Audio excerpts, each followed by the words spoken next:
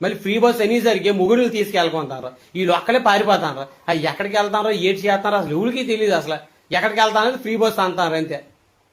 ఎందుకు ఇలా తయారయ్యారు అసలు నిజంగా? మీ వాళ్ళు ఎన్నో ప్రమాదాలు జరుగుతాయని తెలుసా?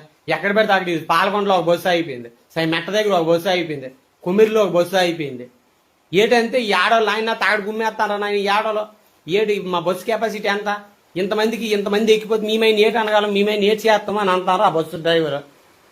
ఓ పక్క బస్సు డ్రైవర్ గోల, నాయన మేము ఏటి చేస్తాం నాయన, ఇంతమంది మా కెపాసిటీ ఎక్కించొద్దు, వద్దర్రా నాయన, వద్దర్రా మీకు పుణ్యాలు ఉంటారా బాబు, దిగర్రా బాబు, మీరు ఎక్కర్రా బాబు అని అంటుంటే వాళ్ళు పులోమని దూరిపోతుంటే ఆపపోతే మళ్ళీ కంప్లైంట్ చేస్తారు, ఎక్కడెక్కడికో కంప్లైంట్ చేస్తారు అని ఆ డ్రైవర్ గోల ఒక పక్కన. ఇలా తయారయ్యారు అసలు నిజంగా ఆడవాళ్ళు. ఒక ఊర్లో ఒక 100 మంది, ఒక ఊర్లో ఒక 50 మంది, ఒక ఊర్లో ఒక 70 మంది, ఒక ఊర్లో ఒక 30 మంది, ఇలాగ 30, 40, 70, 80 మంది దూరిపోతుంటే అది బస్సు అనుకోనరా లేకపోతే విమానం అనుకోనరా మీరు అందరూ? అసలు ఈ ఆడవాళ్ళు అర్థం చేసుకోండి, అది బస్సు అనుకోనరా లేకపోతే విమానం అనుకోనరా? విమానమా 400 మంది, 50, 500 మంది కూలిపోవడానికి? అది చిన్న బస్సు, అది 50 మంది దాని కెపాసిటీ. వెళ్ళి 100-200 మంది దూరిపోతారు. ఎక్కడ దూరిపోతారు.